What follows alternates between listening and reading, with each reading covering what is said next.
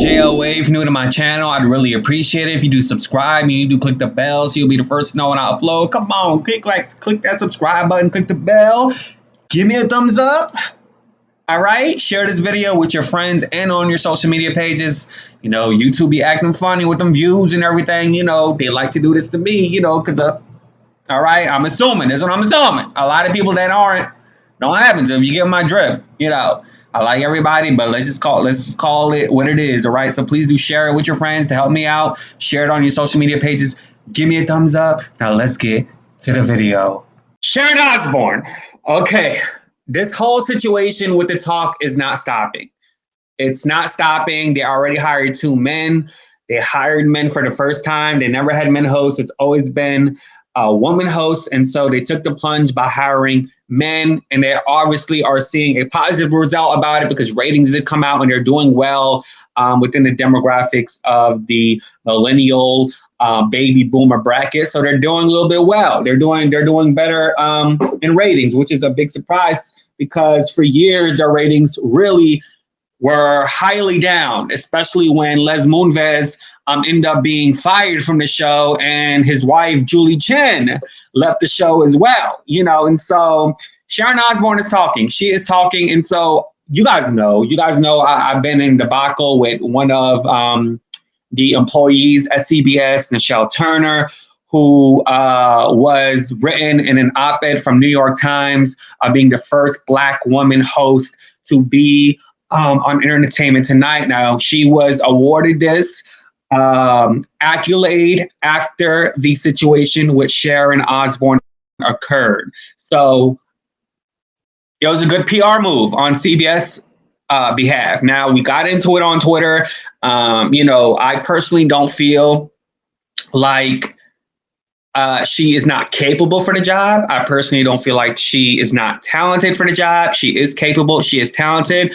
But CBS has a way of doing things, and more things are going to come out in the future. Now, Sharon Osbourne, this is what I mean. Sharon Osbourne sat down with Megyn Kelly. Megyn Kelly has a show. It's Radio Sirius XM. She has a YouTube channel linked with Radio Sirius XM. And Sharon Osbourne sat with Megyn Kelly for an hour. Now, I watched the whole hour interview, and Sharon Osbourne spilled some tea, baby. She spilled some tea on the whole situation with CBS. Now, the word on the street is Sharon Osbourne got a multi-million-dollar payout. The word on the street is, in the past, Sharon Osbourne has defended Sheryl Underwood from getting fired from her job. Okay? Now, mind you, this is a network that is supposedly supposed to be on the team of marginalized people of color or marginalized Black people, right? Supposedly, according to Sharon Osbourne, Sheryl Underwood is going to get fired because she had about 3 producers go to HR because Sheryl Underwood allegedly was angry with them. And so they had some huge disagreements behind the scenes. They took it to HR, and Sharon Osbourne went and defended Sheryl Underwood and said, hey, we do not want Sheryl to be fired. Don't fire her over this. Now, Sharon Osbourne, the outspoken, honest, real woman that she is, told CBS executives, hey, if you want me out, then it's going to be my way. If it's not going to be my way, then I'm going to tell the world what I know about this company. And the whole situation with Sheryl Underwood, getting into it with producers, but not being fired, and how she told the story, I'm assuming these people behind the scenes, I don't think it was producers, I think it was camera people. These people behind the scenes were white, okay? They were white. So CBS is scared of her. They were scared. So they gave her multi-million dollars. Now, I told you guys that she was set up. And she sort of spoke about that interview. She mentioned that CBS knows Sharon Osbourne's medical history, her medical conditions. She's on medications. They know how she is. They know how neurotic that she is. And so they set this up for ratings. They set this up to explode. And in a way, there's a possibility, I personally feel, that they set this up to get rid of her. Now, there are two showrunners that Sharon Osbourne knew for several years that ended up setting up this debacle between Sheryl Underwood and Elaine Wilteroth, who also got exposed by Daily Mail. And Sharon Osbourne told him, you know what, I can't get past through this. You guys were supposed to be my friends, but you guys set me up. And she named the names on the show of Megyn Kelly. She named their names. Okay, so you guys, we only see the TV part, okay? But I personally feel like you have to be some sort of course strategist, brand strategist, or someone that has to be in media and podcasting to understand the full extent of what really went on. This wasn't just a supposed racial issue, because there was nothing racially involved. There was nothing racially involved. Yes, there was a white woman saying, don't cry, educate me, educate me. And I could understand where Black people can just look at this and say, well, wait, hold on. This kind of looks like some 1800s AD, BC, 1900s, 1945 type of stuff. I understand and I get it. But there's more to the situation.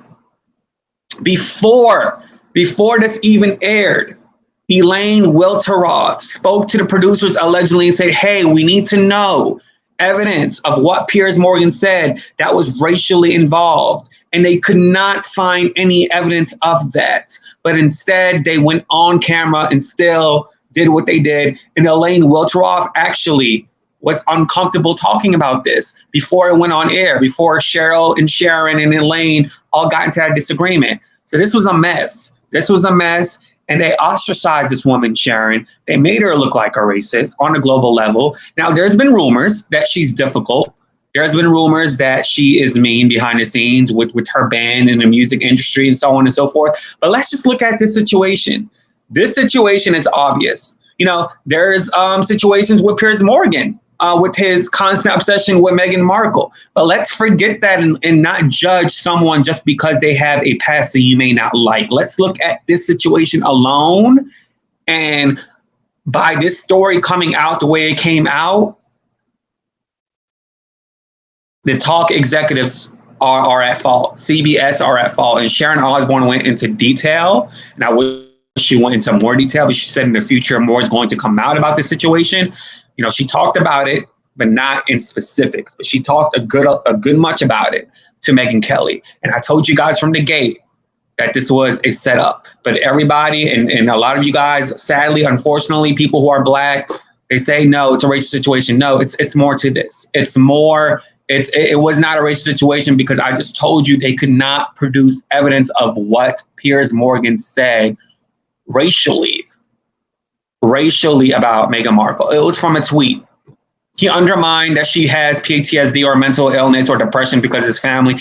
He undermined that, you know, maybe the family were not going to be okay if the baby comes out Black. That's her fault. Girl, you Black. You Black girl.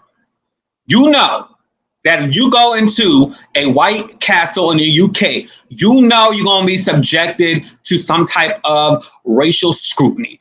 You know that. And I don't feel sorry for Meghan Markle. And so not only was she set up, not only they did this for ratings, not only these two things are a part of these factors, but the other part of this factor was the interview that Meghan Markle and Prince Harry had with Oprah. CBS was under that. And so these three situations, the biggest one was the interview with Meghan Markle and Prince Harry that was under the network CBS.